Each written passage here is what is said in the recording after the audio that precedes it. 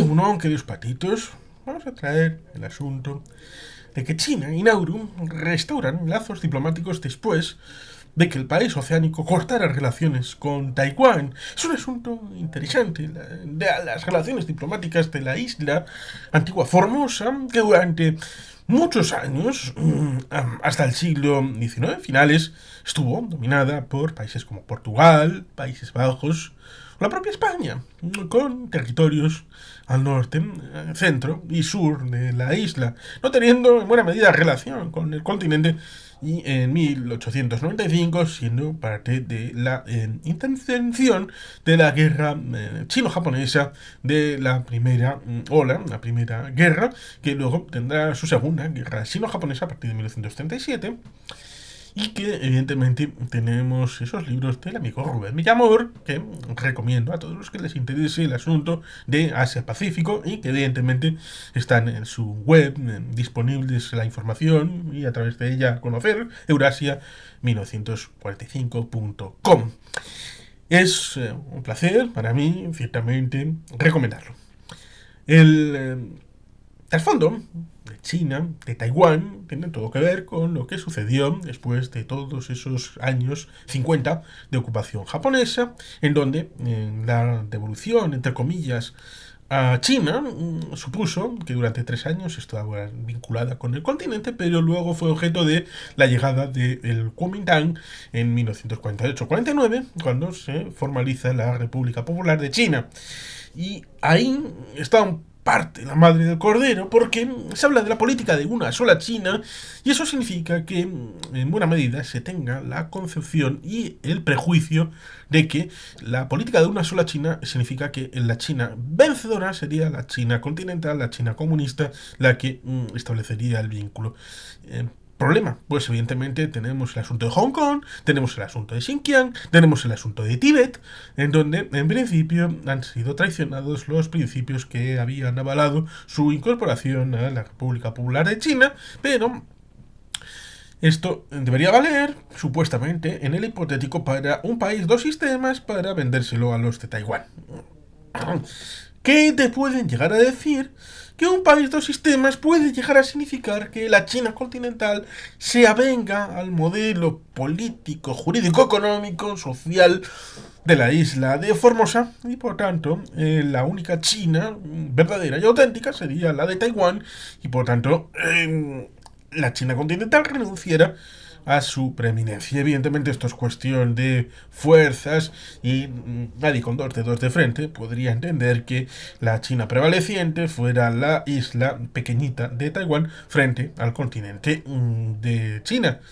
a pesar de que las dificultades están empezando a ser visibles en el ámbito económico y político. Pero no estamos hablando de la demografía. En 2023 China continental perdió más de 2 millones de habitantes. No estamos hablando de infraestructuras, no estamos hablando de el fracaso de la ruta de la seda, no estamos hablando tampoco del material de vivienda a través de las inmobiliarias Evergrande y todo esto,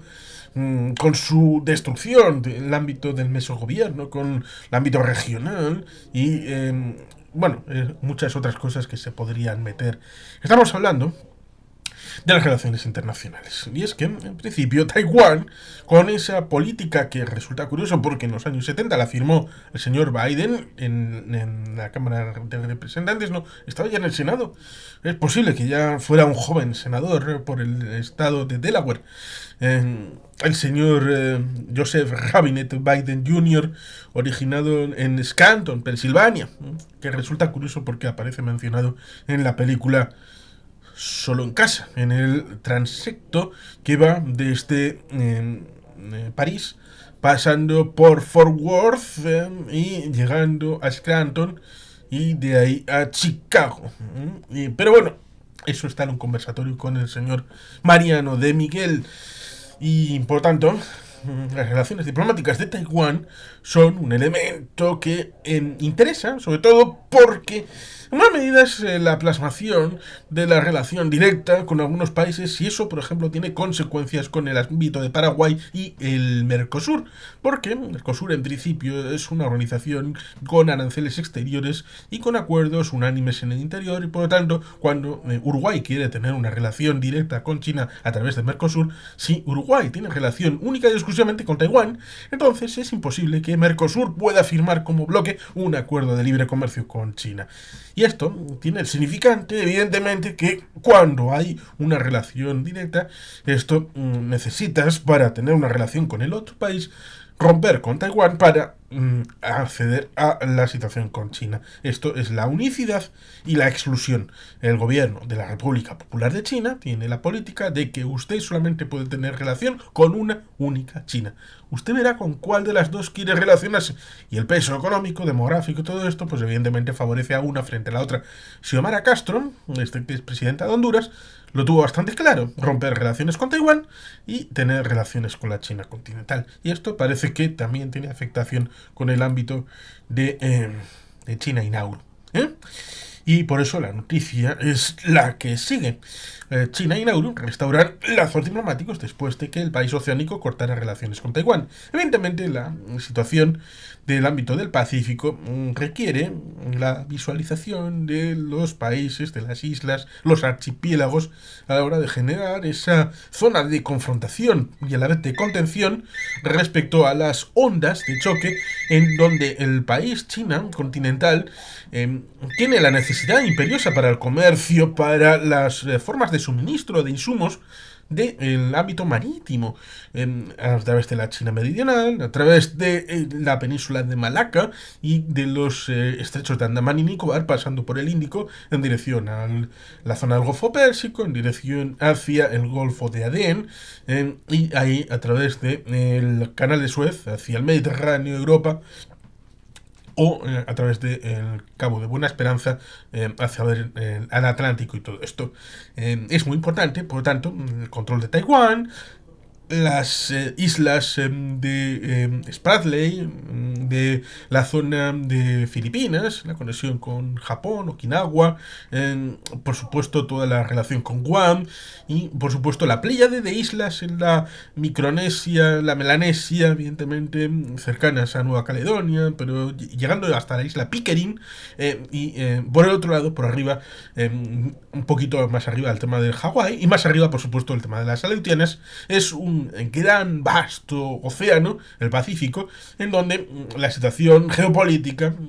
hace que China intente tener relaciones fuera de lo que es el área de contención para evidentemente jugar con Australia, con Estados Unidos, con el Reino Unido, con Francia, un actor que tiene presencia en Nueva Caledonia, cerca de Australia. Evidentemente ahí está el juego geopolítico y diplomático a la hora de establecer relaciones, luego controles, balances, choques, ofertas, contraofertas, y parece que algunas de estas islas, de estos países insulares, han entrado en el juego de a ver quién ofrece más, absteniéndose de un cálculo político, ideológico, tratando de alguna manera, ponerse en el mercado y así tratar de vehiculizar las necesidades objetivas a través de los dineros, vengan de donde vengan, ofrezca quien lo ofrezca, sin valorar tal vez las consecuencias a medio o largo plazo, debido a que en buena medida son sucintamente una serie de democracias en donde el impacto directo de los beneficios va a trasladarse sobre beneficio electoral, sobre que lo proponga, y por lo tanto ahí tenemos una situación que merece ser tenida en cuenta. De quien habla de momento histórico, y Nauru expresa su compromiso solemne sobre el principio de una sola China. Tal y como hemos comentado, puede ser una sola China en etéreo, pero pensando en que puede ser cualquiera de las dos soluciones. La de una sola China, entendiendo como predominio de los principios de Taiwán sobre los demás, o de lo que es más probable que pueda significar una política de una sola China, como es el hecho de que prevalezcan los principios de la China continental sobre el ámbito de Taiwán, cosa que evidentemente sojuzgaría la actual independencia de facto de la isla de Taiwán. Fechado en Madrid el 24 de enero, en Europa Press, los gobiernos de China y Nauru han restablecido oficialmente sus relaciones diplomáticas aquel miércoles, poco más de una semana después de que el país oceánico cortara sus lazos con Taiwán, una medida aplaudida por supuesto por Pekín y tildada de decepcionante por parte de los Estados Unidos de América. Los ministros de Exteriores de China y Nauru, Wang Yi y Lionel Aingimea, respectivamente, han firmado un comunicado conjunto, efectivo desde ese mismo miércoles para el restablecimiento de los lazos bilaterales, hecho que implica además que Nauru se compromete a no mantener relaciones o intercambios oficiales con las autoridades taiwanesas. Así, ambos países han pactado desarrollar relaciones amistosas a partir del respeto mutuo a la soberanía e integridad territorial, la no agresión mutua, la no injerencia en los asuntos internos del otro, la igualdad, el beneficio mutuo y la coexistencia pacífica, según el documento publicado por el Ministerio de Exteriores chino a través de su excelsa página web. Además, Nauru reconoce que solo hay una China en el mundo y que el gobierno chino es el único gobierno legal que representa a toda China, con Taiwán como parte inalienable de su integridad territorial. Al mismo tiempo que ambos países acuerdan el envío de embajadores lo antes posible para ocupar sus respectivos puestos en las citadas legaciones diplomáticas. Wang ha destacado, tras ello, que esto supone un nuevo capítulo en las relaciones bilaterales y ha hablado de momento histórico, al tiempo que ha hecho hincapié en que las autoridades de Nauru han elegido el lado correcto de la historia, con su decisión de romper relaciones con Taiwán y aceptar el principio de una sola China, que ha descrito como pilar político y requisito previo para que China desarrolle relaciones con otros países del mundo. China y Nauru tienen economías altamente complementarias, intereses comunes, extensos y amplias perspectivas de cooperación. Han explicado, antes de abundar, en que Pekín espera que el reinicio de las relaciones sea una oportunidad para fortalecer los intercambios a todos los niveles. Por su parte, Ang Min ha defendido la decisión de Nauru de cortar lazos con Taiwán y ha recordado que fue aprobada de forma unánime, por unanimidad, por lo tanto, por el Parlamento Nacional. Esto demuestra totalmente que la decisión es correcta, que tiene apoyo popular y que va en línea con los intereses fundamentales de Nauru. Ahí la morcilla sería saber cómo se compone ese Parlamento Nacional, cómo fueron las elecciones legislativas, qué apoyo electoral tuvieron esos partidos, abstención, no abstención en esas elecciones, sistema político. Sería interesante conocerlo para valorar esto de que demuestra totalmente que la decisión es correcta y que tiene apoyo popular y que va en línea de los intereses fundamentales de Nauru. Continúa. Me gustaría prometer de forma solemne que el gobierno de Nauru reconoce que solo hay una China en el mundo, ha dicho el ministro de Exteriores del país oceánico, que ha insistido en que Taiwán es una parte inalienable del territorio de China. Nauru se ceñirá al principio de una sola China y le dará prioridad en su política exterior, ha sostenido. Ang Min ha subrayado, además, que Nauru admira los extraordinarios logros en desarrollo logrados por China y su significativa contribución al crecimiento global. Creemos firmemente en que las relaciones entre Nauru y China tienen amplias posibilidades y un futuro prometedor. Ha explicado antes de incidir en que se trata de un nuevo punto de inicio para fomentar la confianza mutua con China. Ruptura de relaciones con Taiwán. Es importante saber cómo funcionó esto. Y es que las autoridades de Nauru anunciaron el 15 de enero la ruptura de relaciones con Taiwán. Apenas 2 días después de las elecciones presidenciales taiwanesas, que se saldaron con la victoria del candidato del partido gubernamental Partido Progresista Democrático, PPD, en el que hasta ahora era el vicepresidente, Lai Ching-te, que ahora será el presidente. Esperamos que este cambio no afecta nuestras relaciones con otros países, afirmó entonces el gobierno. Pero está claro que esa decisión democrática de las autoridades de Taiwán de alzarse, es decir, las autoridades, el pueblo soberano, el censo, votando el 40% amplio, casi un 41%,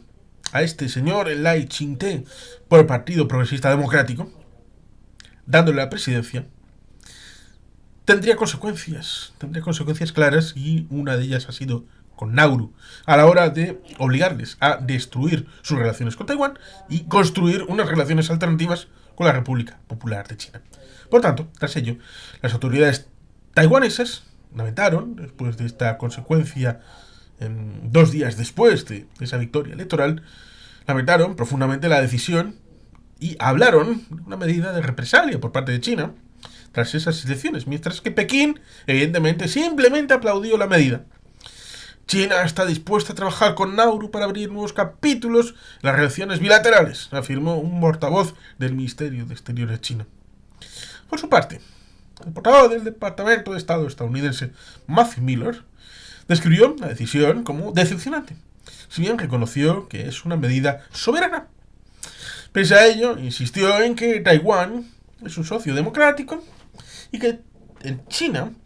hace a menudo promesas a cambio de relaciones diplomáticas que al final no se acaban cumpliendo. Miller incidió en que Estados Unidos continuará profundizando y expandiendo sus interacciones con Taiwán en los muchos intereses y valores compartidos, apoyando la participación significativa de Taiwán en la comunidad internacional y ahondando los lazos económicos en línea con una política de larga data de una sola China. Reafirmando esa idea que hemos comentado de que la política de una sola China puede significar muchas cosas y viene a ser también un significante vacío, a pesar de que las probabilidades de una derivada en un sentido o en otro tenga, por supuesto, una mayor o menor probabilidad en el cálculo de John Nash, de juego de posibilidades, por el que le dieron el premio Nobel. Y por tanto, esto se escapa para un humilde politólogo como un servidor, y por tanto uno debe de saber dónde están sus límites. Pero lo que no es un límite, pues por supuesto, es la relación, por ejemplo, con las Islas Salomón, en la relación con otras islas en el ámbito del Pacífico, en donde la patita que ha enseñado en China para tratar de contactar con estos países, para tratar de tener una relación directa con estos países, por supuesto obviando y cercenando cualquier potencial con Taiwán, que cada día le quedan menos relaciones oficiales con países del mundo, diplomáticamente hablando. Por supuesto, afectó a la alerta temprana de Australia, de Estados Unidos, a la hora de toda esta geopolítica y geoestrategia, que evidentemente tiene que ver con la posición de cada país en el mundo. Y por supuesto, en otro vídeo comentábamos acerca de la situación en Timor Oriental en relación con el pasado de Australia, que tenía bastante que contar acerca de lo que había sucedido en el antes, durante y después de la ocupación indonesia en aquella zona, pensando en aquellos esquemas de Guerra Fría y todo lo que vino después. Pues ahora, más allá de lo que en la Guerra Fría se hablaba del telón de bambú, hablando de China, el telón de acero y el telón de bambú,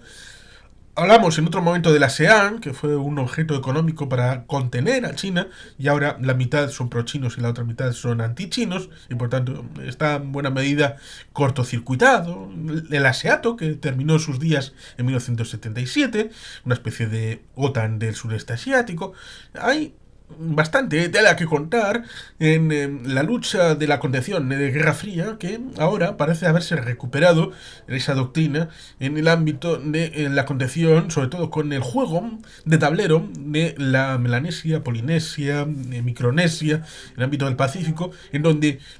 aparentemente países tan diferentes y de tamaño tan distinto como es Nauru. Invito a buscar